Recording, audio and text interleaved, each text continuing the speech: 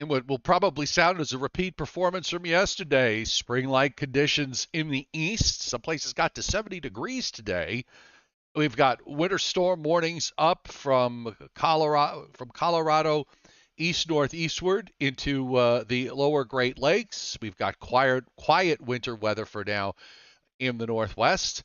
We'll talk all about that and where we're going with all of this tonight on the Joe and Joe Weather Show, which is brought to you by Omni True Value Hardware at 1226 North Wellwood Avenue in West Babylon, New York, in southwest Suffolk County on Long Island. And they serve the entire New York, New Jersey, Connecticut tri-state area as they are every day slowly transitioning over from winter into spring. So they've got mulch, they've got topsoil, they've got sand, whatever you need. They've got it to make your home look great on the outside or your business establishment look great on the outside. 631-756-1125. The best prices anywhere. And the website is omnitruevalue.com. So welcome everybody to tonight's Joe and Joe Weather Show. I'm Joe Cioffi. Joe Rayo has the night off. And we are pretty much in the same place where we were yesterday after looking at everything that's been going on.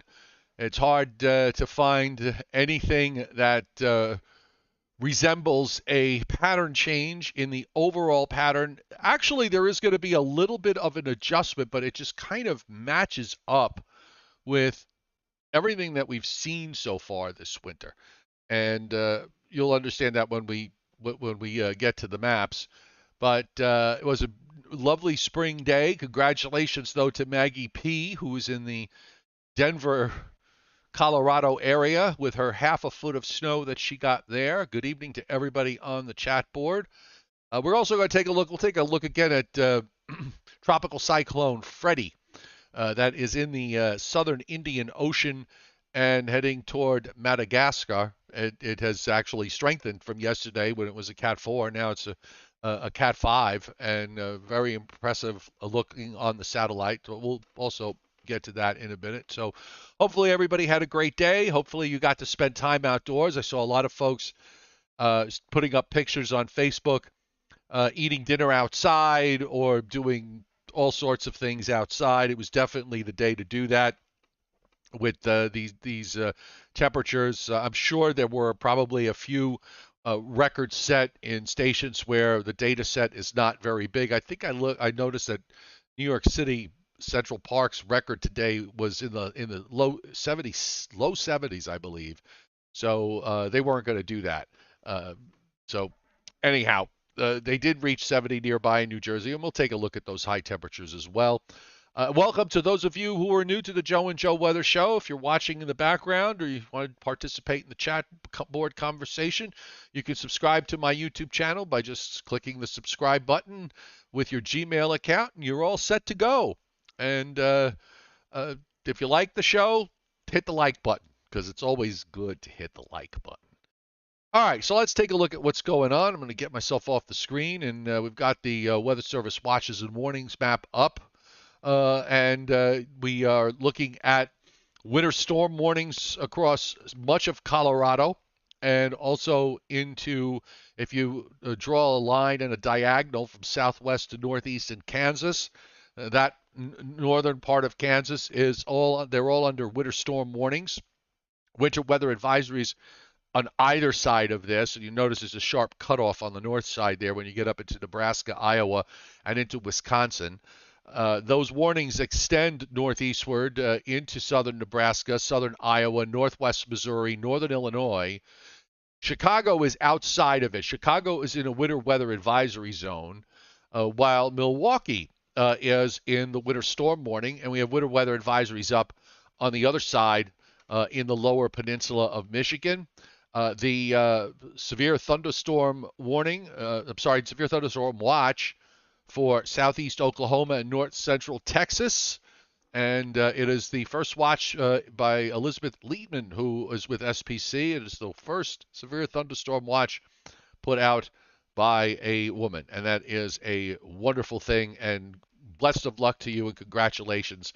We still love to have you on the show, by the way. And I have sent out did send out an invite to her, so hopefully she can get clearance and come on the show one day and tell us exactly what SPC does. And in the meantime, just going back to today's highs in eastern Pennsylvania to southern New England, we had a lot of middle and upper 60s. Newark got to 70 degrees. I'm sure a lot of folks with their local thermometers also got to 70, as did Belmar. The north shore of Long Island had temperatures in the low 60s, but the wind off the water and also some clouds that lingered for quite a while. Temperatures there topped out in the middle to upper 50s. Also, the same issue here with clouds and that wind off the water. Mostly upper 50s to a few low 60s across southern and central New England. Upstate New York, everybody got into the 60s. So there's a 70-degree rating there, high for Ithaca. Syracuse got to 70, and just southwest of Rochester, I don't know what that one was. Penfield got to 68, and Greater Rochester International Airport got to 69. Further south, in Maryland and down into Virginia, we saw temperatures in the upper 60s to low 70s. In West Virginia, on the other side of the mountain, there, Stainsville got to 79, 76 for Augusta, and Old Town Salt Dome, whatever that is, they got to 77. And Petersburg, Grant County Airport in West Virginia, also getting up to 77 degrees. So it was definitely about as spring-like a day as you'll ever see in this for this time of year. Now, of course, dealing with spring, we do have some severe weather to talk about tonight, and you can see here from the Storm Prediction Center that severe thunderstorm watch that is up for southeast Oklahoma and north central Texas. There will probably be severe thunderstorm issues overnight further to the east, and the Storm Prediction Center actually has an enhanced risk of severe weather in eastern Arkansas, northwestern Mississippi, and into western Tennessee, with a larger area of slight risk around that, and the marginal risk pushing up into southern Missouri, southern Indiana, just about into central Kentucky and central Tennessee, northwestern Alabama, and points southward down into Louisiana. That also, by the way, that enhanced area is a 10% tornado risk, a 5% tornado risk for the rest of the slight risk zone. And for tomorrow, we have another day of enhanced risk of severe weather, and that extends from eastern Mississippi and western Alabama northward through central Tennessee, central Kentucky, into southernmost Ohio and Indiana. The slight risk pushes up into northeast Ohio. The marginal risk goes all the way up to western New York and into western Pennsylvania. That also comes with a 5 to 10% tornado risk. The 10% tornado risk area indicated down in Mississippi and Alabama, and that is with the next cold front that is moving to the east. So on the satellite loop, I'm just going to refresh this and get the loop going here, and you'll see here how we had some clouds early this morning. They gave way to sunshine, and now, of course, with the sun gone, we've got not too much happening in terms of cloud cover. You're beginning to see the subtropical moisture in Texas and Louisiana just kind of streaming northeastward, and some thunderstorms are beginning to gel. I think you're going to see this become more active, though, later tonight and certainly during the day tomorrow as we wait for this upper air storm that is back in Utah. You can see the rotation there. That is swinging eastward. And you see where the clouds are setting up across Kansas, southern Nebraska. That sort of narrow band of cloud cover really matches up pretty well with the area that we have the winter storm warnings up. And speaking of which, just in terms of snow amounts for what is forecast here, let me just make this map, put the satellite version of the map up there so it's a little easier to see. But the snow in Colorado is on top of what has already fallen. So there could be another inch or two in most places. Same down for New Mexico. And then you start to get into some of the bigger amounts in western Oklahoma and the Panhandle, northwestern corner of Texas, up north through Kansas, eastern Colorado, some 6-inch amounts there. And then you've got this patch of 9 to 12 in northwestern Kansas. Further north and east, the snow amounts in the max area where we've got the winter storm warnings up are generally on the order of 4 to about 8 inches. And there's some max numbers being indicated around Milwaukee, mainly because of the fact that the wind is going to be off the lake. So that's going to enhance some of the snows there along the lakefront. 5 for Madison, 10 for Milwaukee, 4 for Chicago. So they're kind of on the edge. And then the numbers sort of tail down to a coating to an inch once you get south of northwestern Indiana and a little bit further south from northern Illinois. Also in the winter weather advisory area in Michigan, they are forecasting 4 to as much as 6 inches. On that note, we'll go to the radar and take a look at what's going on. So here's the new storm system to the west in Colorado, and you can see where the snow is on the radar at the moment. Starting to gel up there in southern Nebraska a bit. That's going to increase. Here we got the thunderstorms that are moving across south central Oklahoma and moving east into that severe thunderstorm watch zone. Pretty few big cells there, but no warnings at the moment. And you're seeing showers breaking out ahead in that stream of subtropical moisture from Texas northeastward into Tennessee. You're seeing a few downpours in parts of northern Alabama, also in central Mississippi, and down in near the Louisiana border. Scattered in nature for the most part. They'll probably start to become more numerous as this upper air trough begins its swing over to the east. And this is what it looks like on the surface map as of 4 p.m. this afternoon.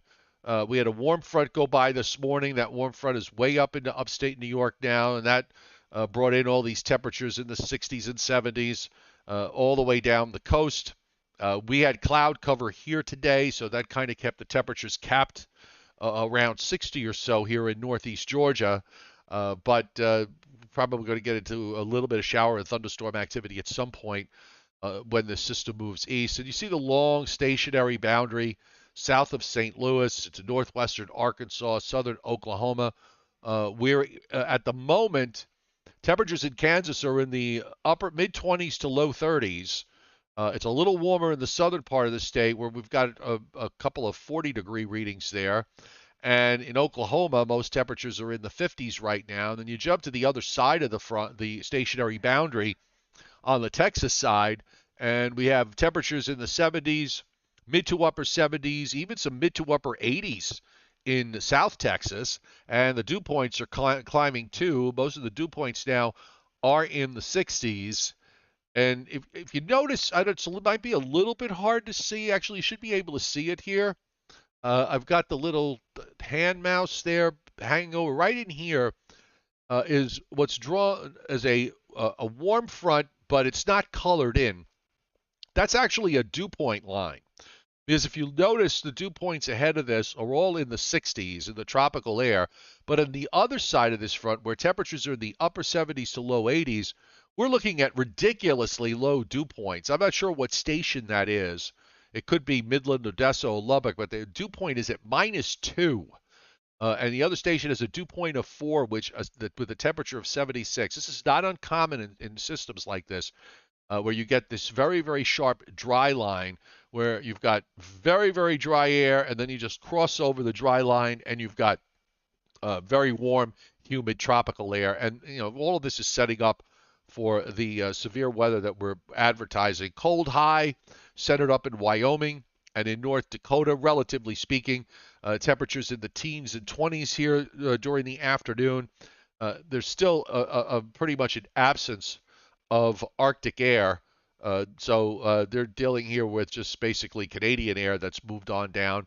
It gets a little colder up in Canada, where you start to get to single digits or even a few below zero readings. But again, from the standpoint of what could be an Arctic air mass, this is not really all that what I mean to say is you normally might expect to see an Arctic air mass like up in that region, but then you'd be talking about temperatures in the -20s and -30s, and we're not seeing that at all. Weather Prediction Center.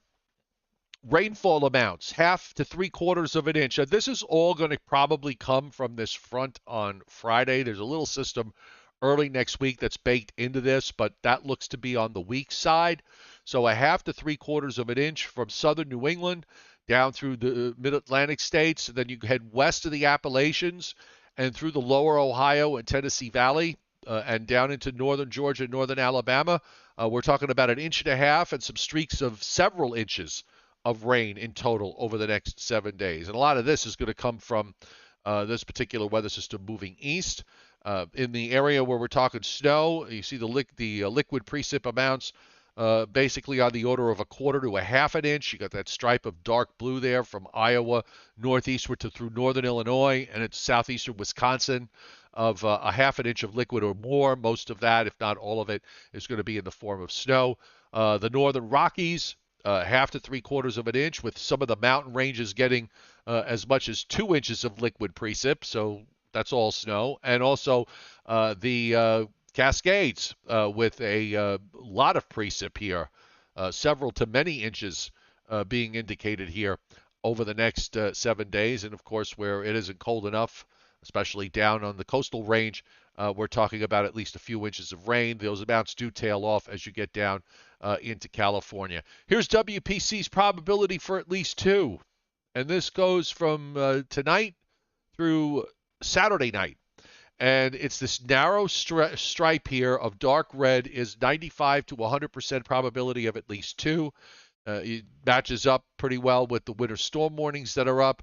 If we put up the probability for at least 8, it's not really all that impressive. You've got the light green there is 10%. Actually, that first green shading, the darker green shading is 20%. The other next level green is 30 to 40%. So there's just a couple of blobs there, here and there, from southeastern Nebraska over into southern Wisconsin, where there's a chance that you could see some 8-inch amounts. And I think that's pretty well reflected in the forecast. Minimal probability of 2 inches being indicated here in well up into upstate New York, northern Vermont, you have to go almost up to the northern tip of Maine to get into the 50% probability of at least 2. And when we look at the long range in the east, sad as this is for snow lovers, but this is the world we live in. We're looking at nothing on Saturday, nothing on Sunday. This is all that covers the period Sunday into Monday morning. Monday into Tuesday morning, nothing. And then Tuesday into Wednesday. Now, bear in mind this was done on old guidance. So they've got this narrow area of 10 to 30, southern Iowa, northern Missouri, across Illinois, the northern half of Indiana, northern half of Ohio, into Pennsylvania, and southern New York. And I imagine that that's probably going to change somewhat in the next day or two with the way the models have been behaving. I mean, there'll be a little bit there. Again, this is the probability of at least a few inches, and that light green is 10 to 30%. So let's take a look at the upper air. And here we are, Wednesday afternoon. What do we have? It should be ingrained in your memory. You should be able to recite this verbatim. Upper high sitting in the Florida Straits, ridge in the east, and we had westerly winds aloft, and our air is coming from the southwest to the west and moving eastward. So it got to heat up nicely, which this time of year, in a situation like this, it's always, as a forecaster, it's wise to go at least 5 degrees above guidance. And most guidance for today was in the low 60s. So you should automatically add about 5 degrees, which is what I did back days ago with all of this. And that put me right in range for that 65 to 70 degree high. Here's this deep upper low sitting in northwest New Mexico. And then, of course, you've got a trough there in Canada, and that's where the colder air is. And, of course, that's all well up either near the border or of the U.S. and Canada or to the north. So going forward, the flavor this winter in terms of the overall pattern has been since that first Arctic blast that we got through Christmas, once that pulled out, we went to the Pacific fire host pattern, and then that changed to more of a traditional La Nina type pattern, which is where we've been ever since. And I think that's what's happening here as we're going through the end of the month, toward the end of February, where it's possible that I think we could get another setup for a shot of very cold air next weekend. The models are kind of all over the place with this, as they were with the one we got last weekend. It's there on one run, then they backs off on the next run. This I'm looking at showing you the 18Z run where we've seen it kind of back off a little bit, but the risk is still there, so we may see it come back to a greater degree than what it did today. But here's our system here from the southwest. It opens up and heads up to the northeast, and you've got this positively tilted progressive trough in the upper atmosphere. So that's going to bring a cold front eastward for Thursday and Friday. We'll actually have a bit of a warm front go by tomorrow, so that'll bring some rain, and then the front itself will produce some rain as that goes by. And that trough just keeps on moving. All that does, it brings a quick shot of cold air later Friday night and Saturday here into the east. And then we're going to bounce back up because as soon as the trough pulls out, we get some ridging. It's not a strong ridge, but it is some ridging here for Sunday and also for Monday. Now, as we move into Tuesday, you'll notice the dark blue areas to the north start spreading out across the United States. There's also a cutoff low off the Pacific coast there, off of California. That starts to move eastward. So you got this troughing. The northern part of the jet stream is just going to kind of overwhelm and move southward into this sort of broad bowlish setup. And the southern system moves east, but most of the trough's weight is once again in the west. You'll notice that there's another big powerhouse that drops down into the northwest around the middle part of next week. And what happens when that drops down? If you look over at Florida, you see the ridge pops up again. This is for Wednesday into Thursday. Eventually, something does break off to try to flatten the ridge out. And here's where the model kind of changed from earlier. It shows a deep trough dropping down through southeastern, through Labrador and toward Newfoundland. Now, on the prior run, this upper trough, and I'll bring that up now, on the prior run was much deeper and much further to the west. And this would make it somewhat similar to what we just went through back a week and a half ago when we had that bitter cold shot of air that came in on Friday and then bottomed out on Saturday with temperatures below zero. Now this one, the coldest air would be further north and northeast because of where the upper low winds up. The upper low actually drops southeastward from Canada to Nova Scotia. You would need this to drop down, say, in upstate New York and move southeastward from there to bring the core of the cold air back into the northeast and mid-Atlantic states. But this cold air actually would have probably made it at low levels down into the southeastern part of the United States. Then that trough pulls out, and we start to get some ridging again. And, of course, you get a system that comes out of the southwest. And what does that do? It goes right to the Great Lakes. So it's back to the same old story. And also to point out, when we look at the surface, again, I'm looking at the 12Z run. You know, we have to have, there's always going to, the models this year have loved to put out storms in that 264-hour time range for some reason, or maybe also in the 300-hour time range. The 12Z run actually didn't quite do that. So here's our system for Thursday. There goes your low coming out in southeast Missouri, heads up to northwest Ohio. We have rain that moves up into the northern mid-Atlantic to southern New England tomorrow during the day. And then we get the rain from the front late Thursday night, early Friday morning. The front goes by, quick shot of cold air. And then if you notice here on this map, Saturday morning, there's hardly any precip going on anywhere in the United States. And the only place where I would say it would be considered cold, relatively speaking, would be up in the North Dakota, northern Minnesota, northern Wisconsin, the Upper Peninsula of Michigan, and that's about it. And then this quick cold shot, quote unquote, pulls out. We bounce again on Sunday. Not much going on weather-wise across the country over the weekend. And then Monday into Tuesday, the model generates a weak system here with a low that's moving across southern Canada, and there's probably some kind of little low down in West Virginia.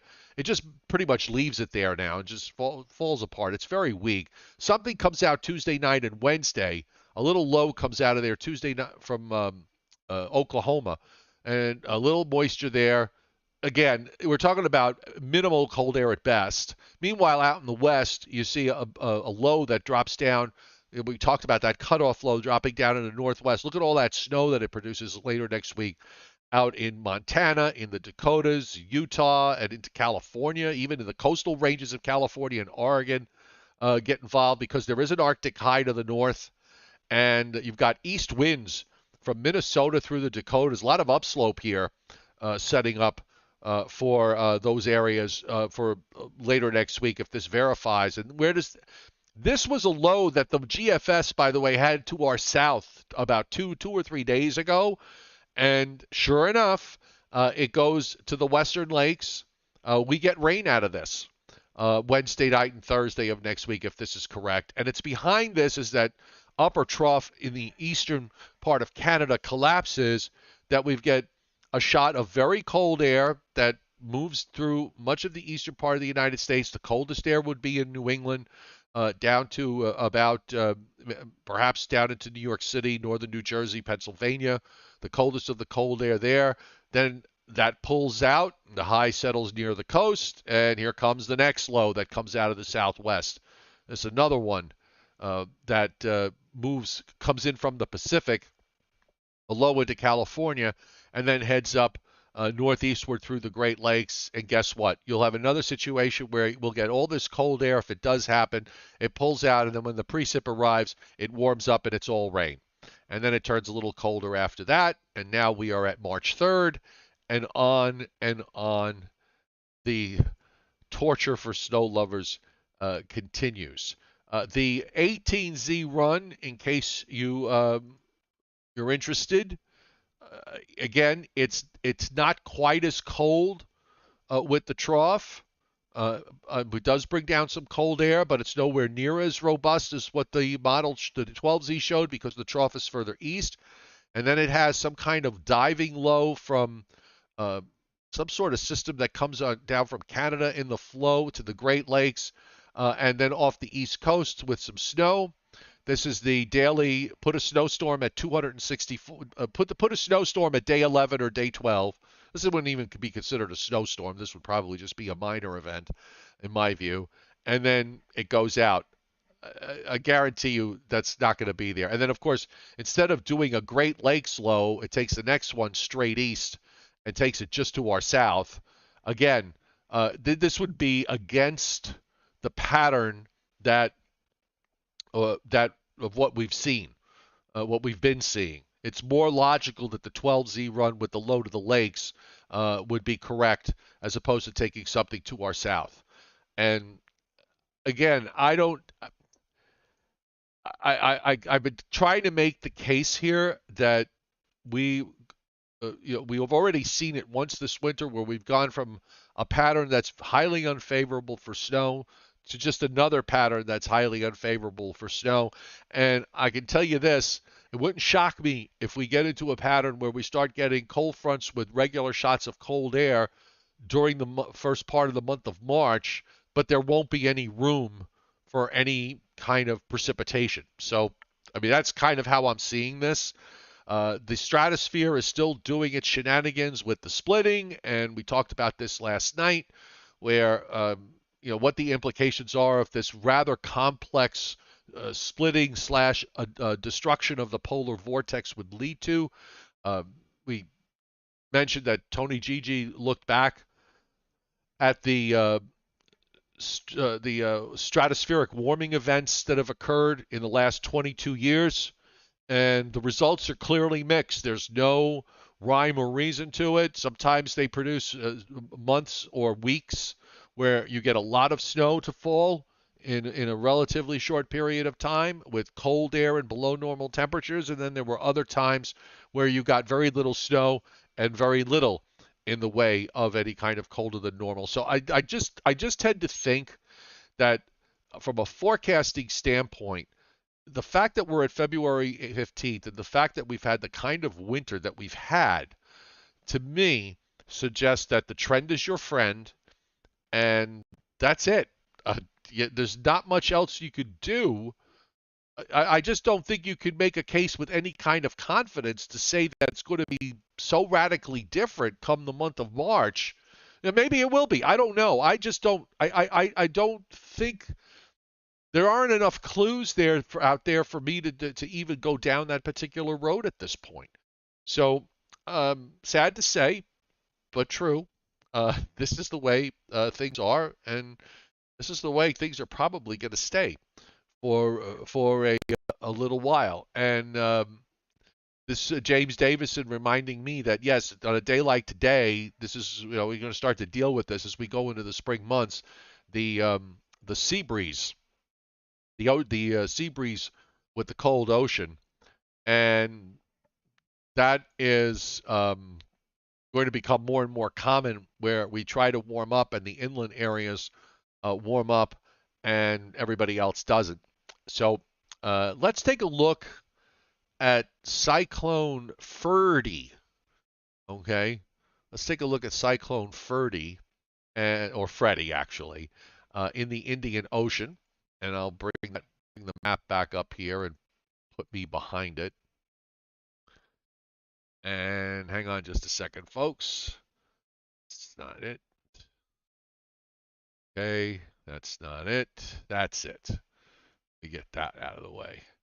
I'll put myself over there. So there you go. This is the Hurricane Center's forecast map for Freddy.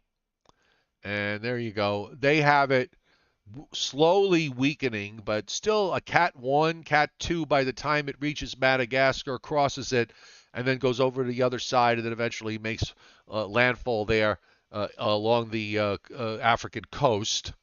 And with respect to the satellite view, let's see if we can get a. There's no satellite image apparently that's available for Freddy. Oh, there it is. So here's the loop.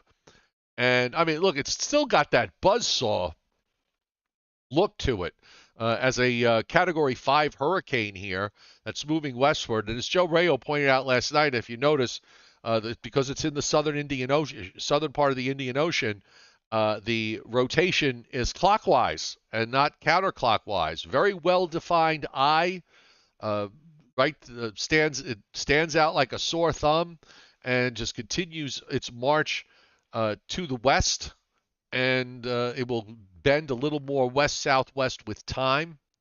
I don't know if they have. Let me go back to that. It's at 14.8 south, 82.5 east. Top wind's 135 knots. I mean, that's insane. And they don't even have an estimated pressure. This is the forecast map that they put out for this. And the islands in the Indian Ocean, Mauritius, de Galant, I don't know how to even say it.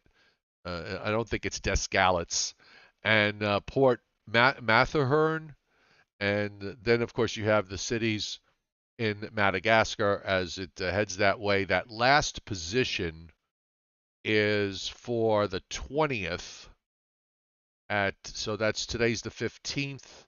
So we're talking Thursday, Friday, Saturday, Sunday. What is that? Monday?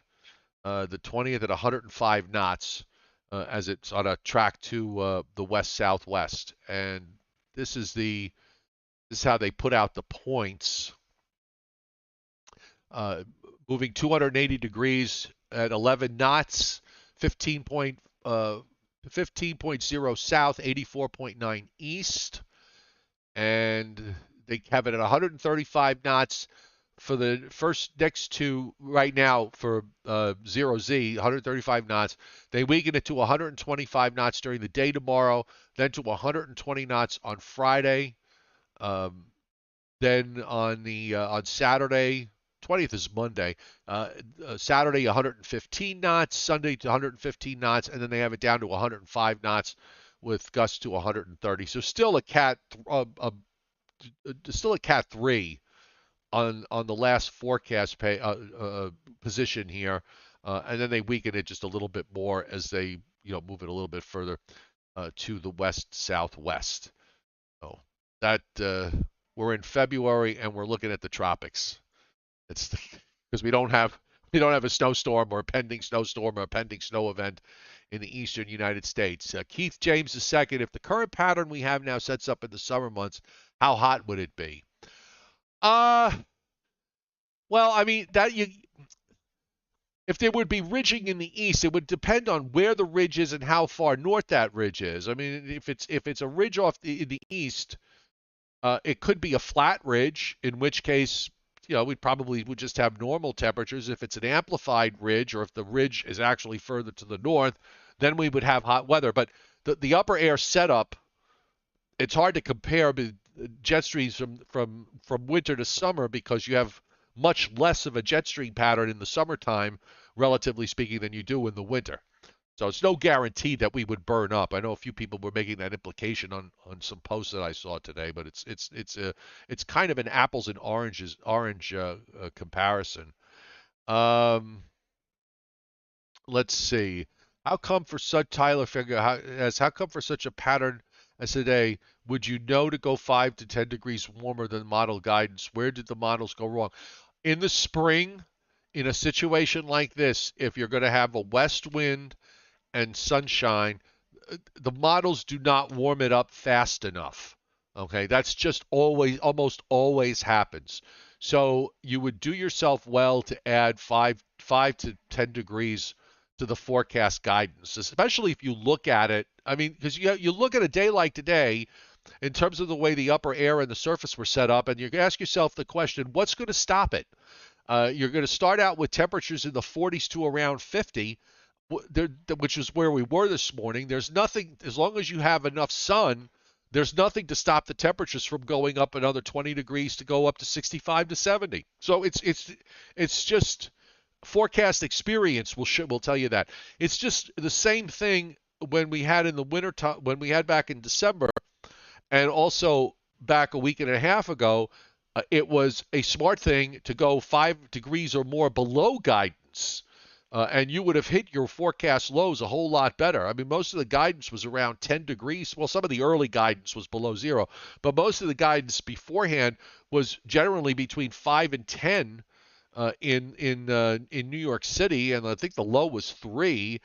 And I know Joe Rayo up in Putnam Valley, where they were printing zeros, got to -5. So the same thing in the wintertime. The system in December was the situation in December was very much like that, where if you subtracted the 5 degrees off the guidance, you would have hit your low temperature forecast. So this is why it's really important to pay attention to what you forecast and what comes out, because you need to file it in your brain so that when you see a similar situation the next time around, your mind is going to tell you, you know what, you need to go higher or you need to go lower. Let's see. We would be even much warmer tomorrow if the sun was out all day. Well, yeah, I mean, but we're not going to have that tomorrow, James. So it's going to be in the 60s, and with the moisture around, it's going to really kind of feel sort of yucky out tomorrow with the rain. But yeah, if you didn't have that, but it's you didn't have it today, and you got today. So that sort of makes up for it, I guess. Just scrolling back on the chat here on the chat board to see if there were any other questions before I say goodbye. Well, March is technically a spring month, Adam. Anyway, so yeah. Sorry about that. My audio just dropped out for a moment.